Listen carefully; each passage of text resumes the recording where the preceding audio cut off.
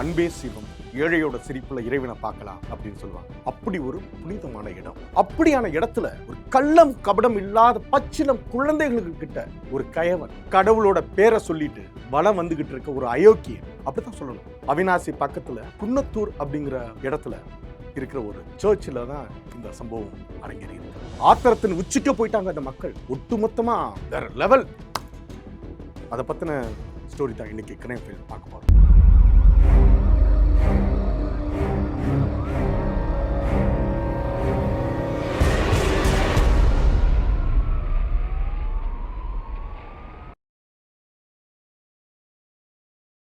Provoke news Tamil நேயர்களுக்கு வணக்கம். நான் ஜே.கே. வெற்றிவேந்தன். திருப்பூர் மாவட்டம் அவினாசி பக்கத்துல குன்னத்தூர் அப்படிங்கிற ஒரு இடம், சின்ன இடம் தான், சின்ன ஏரியா. அங்க ஒரு தேவாலயம் ஒண்ணு இருக்கு. அந்த தேவாலயத்து உள்ளேயே அரசு உதவி பெறும் ஒரு பள்ளிக்கூடம் ஒண்ணு இருக்கு. அந்த பள்ளிக்கூடம் 5வது வரைக்கும் இருக்கிற ஒரு பள்ளிக்கூடம். 5வது வரைக்கும்னா குழந்தைங்க தானே, 12வது வரைக்கும் படிக்கிற எல்லாமே குழந்தைங்க, 18 வயசு வரைக்கும் எல்லாமே குழந்தைகளை தான் நான் கன்சிடர் பண்ணிட்டு. அந்த பள்ளிக்கூடத்தோட தாளாளர் யாரு அப்படின்னா அந்த சர்ச்சோட பாதிரியார். அந்த பாதிரியார் தான் அந்த ஸ்கூலுக்கும் கரஸ்பாண்டண்டா இருக்காரு. அந்த பள்ளிக்கூடத்துல சுமார் ஒரு 300 குழந்தைங்க, ஏழை எளிய வீட்டு பிள்ளைகள், ஆண்கள் பெண்கள், ஆண் குழந்தைங்க பெண் குழந்தைங்க, ஏழை எளிய வீட்டு பிள்ளைகள் அங்க படிக்கிறாங்க. அந்த பள்ளிக்கூடத்தோட தாளாளர் அதே தேவாலயத்தோட பாதிரி. அவருக்கு வயசு என்ன தெரியுங்களா? 57 வயசு. பேரு ராபர்ட். என்னென்ன வேலை பார்த்துருக்காரு. இவர் எந்த ஊர்னா கடலூர் மாவட்டம் நெய்வேலி, அதே டிஸ்ட்ரிக்ட் நெய்வேலியில சேர்ந்தவர். மேடையில மாரல் சயின்ஸ் பாடம் எடுக்கிற இந்த புனிதர் திரைக்கு பின்னால வேட்டைக்காரனா மாறி இருக்கு. பள்ளிக்கு வர சிறுமிகளை தன் அதிகாரத்தை பயன்படுத்தி சீண்டிருக்கான். பிள்ளைகளே என்னிடம் வாருங்கள், பிள்ளைகளே என்னிடம் வாருங்கள். அந்த பரம எங்க போயிட்டான்? ஜெயில. யார் கொடுக்கறாங்க இந்த ரைட்ஸ்? ஒரு சர்ச் நடத்துற ஒரு இன்ஸ்டிடியூஷன், கவர்மெண்ட் சப்போர்ட் பண்ணுது ஃபண்டுக்கு. என்ன பண்ணிருக்கணும், எப்படி இருக்கணும், அந்த அங்கிக்கான மரியாதை என்ன? எல்லாம் நம்புறோம். நாம எந்த ஜாதி மதம் இனம் மொழி எல்லாத்தையும் விட்டுட்டு இன்னைக்கு ஒரு ஃபாதர்கிட்ட போனா நமக்கு ஒரு என்னதுக்கு என்ன சொல்லுவாங்க, ஒரு புதுசா நமக்கு ஏதாவது ஒரு கிடைக்கும் நம்ம போறோம்ல, பாவத்தை கழுவுறதுக்காக போற இடம். அந்த அங்கிக்கான வேல்யூ என்ன? இந்த கொடுமையோட உச்சகட்டமா இந்த பள்ளி மாணவ மாணவிகள் குழந்தைங்க இருக்காங்க. அந்த ஸ்கூலே 5வது வரைக்கும் தான். நீங்க எப்படி கூடி கழிச்சு பார்த்தாலும் 10-11 வயசு தாண்டது அந்த குழந்தைங்களுக்கு. அந்த குழந்தைங்களை வீட்டு வேலைக்கு கூட்டு போறதுக்கு யார் ரைட்ஸ் கொடுத்தாங்க? சர்ச் உள்ள சர்வீஸ் பண்றதுக்கு தனியா இருக்காங்க, சிஸ்டர்ஸ் இருக்காங்க. எவ்வளவு பேர்? நாம ஏன் ஃபாதர் அப்படின்ற வார்த்தை சொல்றோம்? பாதிரியார், நம்ம அந்த பாஸ்டர்பாங்க, ஃபாதர், நிறைய இருக்குல்ல, வேர்ட்ஸ் நிறைய இருக்கலாம். ஆனா அந்த ஃபாதர் அப்படின்ற வார்த்தையை நம்ம மென்ஷன் பண்றோம் எதனால? அந்த அப்படி ஒரு நம்பிக்கைக்குரிய ஒரு இடத்தை நம்ம கொடுத்துருக்கோம். இங்க மதத்தை பத்தியோ மற்ற விஷயங்களை நம்ம பேச வேண்டாம். குழந்தைங்க உங்க வீட்லயே இருக்கும், என் வீட்லயே இருக்கும். அவங்க என்ன பண்ணாங்க? அவங்கள வீட்டு வேலைக்கு அழைச்சிட்டு போறதுக்கு உனக்கு யார் ரைட்ஸ் கொடுத்தாங்க? பள்ளிக்கல்வித்துறை என்ன பண்ணுதுன்னு சத்தியமா தெரியல. கவர்மெண்ட் என்ன பாக்குது? எவ்வளவு குழந்தைங்களோட இந்த டாய்லெட் கழுவுனத நேத்து கூட ஒரு நியூஸ் நம்ம பண்ணோம். டாய்லெட் கழுவுறதுக்கு டீச்சர் வெடிக்க பார்த்து நின்றுட்டு இருக்காங்க. டாய்லெட் குழந்தைங்க போய் கழுவிட்டு இருக்கு. யாரு உங்களுக்கெல்லாம் அந்த ரைட்ஸ் கொடுக்கறது?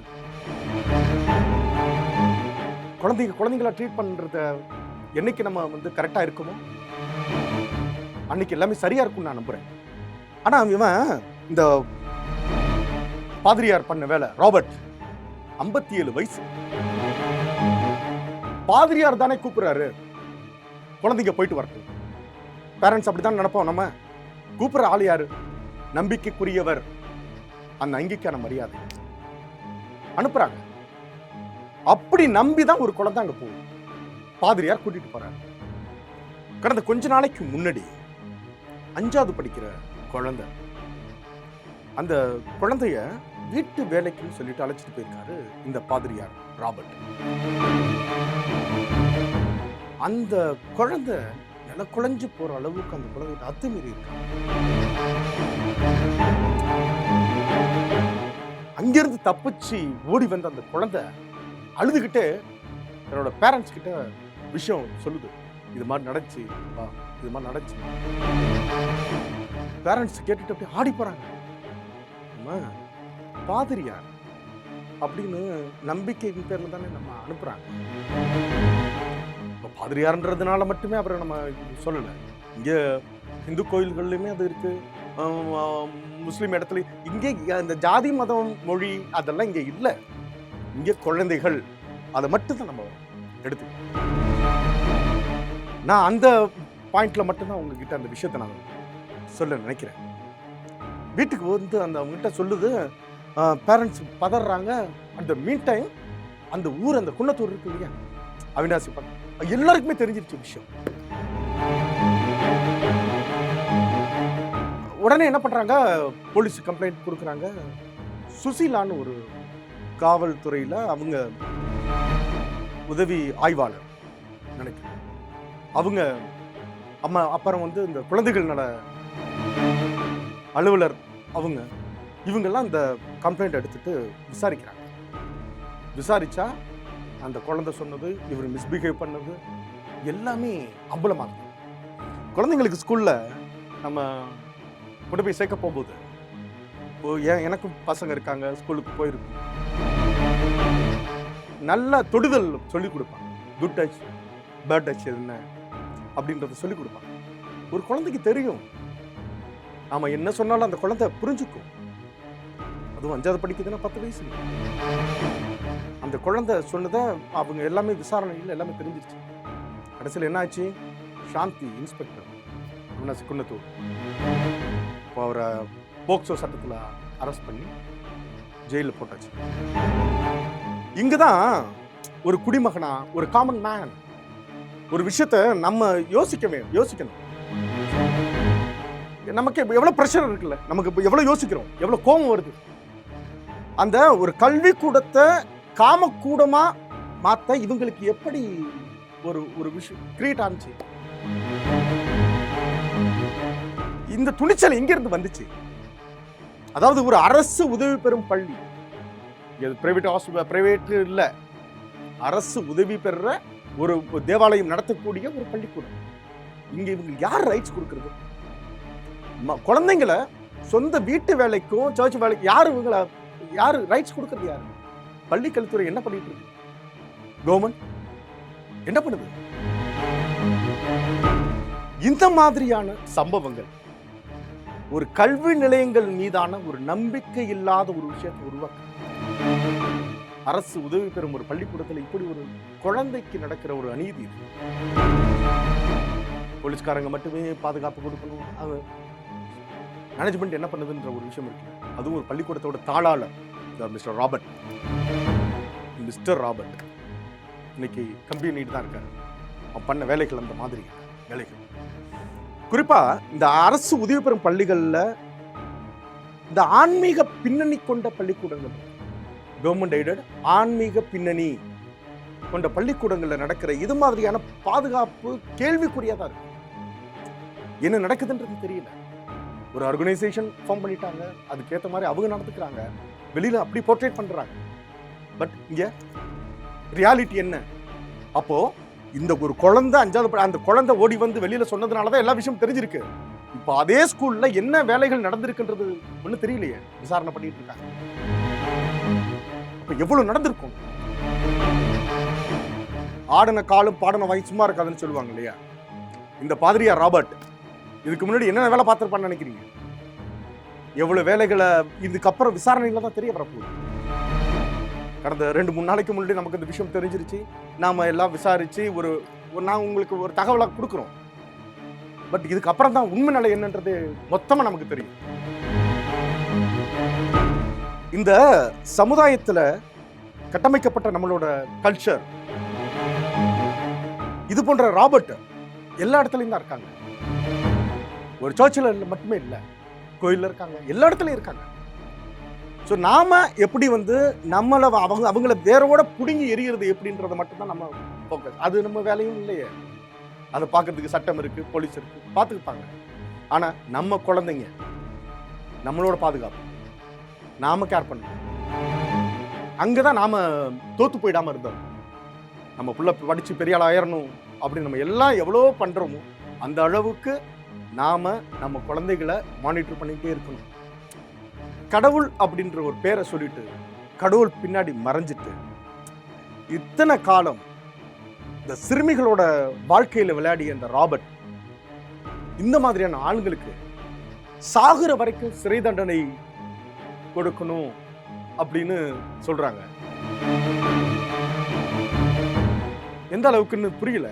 சாகுற வரைக்கும் சிறை தண்டனை, அதை விட மேல ஏதாவது? குழந்தைங்க புனிதமான அங்கிக்கு பின்னால ஒளிஞ்சுக்கிட்டு இந்த அரக்கனின் வேட்டைக்கு பலியான குழந்தைகள் எத்தனை பேர்ன்றது. பெற்றோர்களே கொஞ்சம் யோசிங்க. நம்ம குழந்தைங்க ஸ்கூலுக்கு போறாங்க, வெளியில போறாங்க, எல்லாம் குழந்தைங்க தான். 1வது படிச்சாலும் 12வது படிச்சாலும் குழந்தைங்க தான். அது ஆம்பளை பிள்ளையா இருந்தாலும் சரி, பொம்பளை பிள்ளையா இருந்தாலும் சரி. பெண் குழந்தைங்களுக்கு பிரச்சனைகள் டக்குன்னு வெளில வந்துடும். ஆண் குழந்தைகள் சொல்லவே மாட்டாங்க. நிறைய பேர் பெண் குழந்தைகளாவது அழுதுகிட்டு அம்மா கிட்ட உளறிடும், பேசிடும். குழந்தைங்க பாருங்க, நம்ம குழந்தைங்கள நாம தான் பார்த்துக்கணும், வேற வழி இல்லை. உங்க குழந்தைங்க பள்ளிக்கு போயிட்டு வர அந்த டைம் அவங்களோட செயல்பாடுகளை கவனிங்க. நம்ம குழந்தை நீ ஸ்கூலுக்கு போயிட்டு வந்துச்சு, எப்படி இருக்கு, என்ன மென்டலி எப்படி இருக்கான் பார்க்க வேண்டியது நம்ம பொறுப்பு. அங்கதான் நம்ம தோத்து போறோம். குழந்தைங்கிட்ட உட்காந்து பேசுங்க, நடந்தது கேளுங்க. படிச்சியா, மார்க் ஃபர்ஸ்ட் ரேங்க் வாங்கினியா, 100 மார்க் வாங்கினியா, இங்க விஷயமே இல்ல. 100 மார்க் வாங்கினவெல்லாம் இன்னைக்கு என்ன பண்ணிட்டு இருக்கான்? எத்தனை இன்ஜினியர் சும்மா தான் உட்காந்துருக்கான், எத்தனை டாக்டர்ஸ் இன்னைக்கு பிரைவேட் ஹாஸ்பிட்டல் தான் ஒர்க் பண்ணிட்டு இருக்காங்க. நத்திங். யோசிங்க. அப்படி நீங்க ஏதாவது ஒரு இடத்துல தப்பு இருக்குன்னு நீங்க யோசிங்க. என் புள்ள போறது இங்க இந்த இடத்துக்கு போகுது, விளையாட போலாம். நம்ம எத்தனை பிரைவேட் கிளாஸஸ் அனுப்புறோம், டான்ஸ் கிளாஸ் அனுப்புறோம், இது விளையாடுறது, மற்ற எவ்வளோ கேம்ஸ்க்கெல்லாம் அனுப்புறோம். அந்த இடத்துல நம்ம குழந்தைக்கு பாதுகாப்பு இருக்கான்னு முதல்ல பாருங்க, தட்டி கேளுங்க. தமிழ்நாட்டில் இந்த மாதிரி குழந்தைகள் வன்முறை அப்படின்றது, இந்த பாலியல் ரீதியான வன்முறை அப்படின்றது தொடர்ந்து நடந்துகிட்டு தான் வந்துட்டு இருக்கு. தமிழ்நாடு அரசு என்ன பண்ணுதுன்னு தெரியல, பள்ளி கல்வித்துறை இதை பத்தி என்ன பண்ணிட்டு இருக்குன்னு ஒன்றும் புரியல. எல்லா கட்டமைப்பை சரி பண்ணிட்டோம், என்ன பண்ணிட்டோம், இந்த கவர்மெண்ட் எல்லாமே ஒரே டைலமா தான். பட் இங்க எக்ஸிகியூஷன் நத்திங். சிம்பிள் ரிக்வெஸ்ட், மக்கள், பேரண்ட்ஸ், நாம கரெக்டா இருந்தா எல்லாமே சரியா இருக்கும் நான் நம்புறேன். கவர்மெண்ட்டும் அதுக்கேற்ற ஆக்ஷன்ஸ் எடுப்பாங்கன்றதையும் நான் எதிர்பார்க்கல. போக்சோல பிடிச்சி உள்ள போட்டதுனால ராபர்ட் தெரிஞ்சு வந்துடுவாரா தெரியல. இது மாதிரி எத்தனை ராபர்ட் வெளில இருப்பாங்க. என்ன பண்ண போகுது இந்த கவர்மெண்ட், பள்ளிக்கல்வித்துறை, ஸ்டூடெண்ட்ஸோட எதிர்காலம் எல்லாம் நம்ம குழந்தைங்க. பார்த்துக்கோங்க பத்திரமா. நன்றி.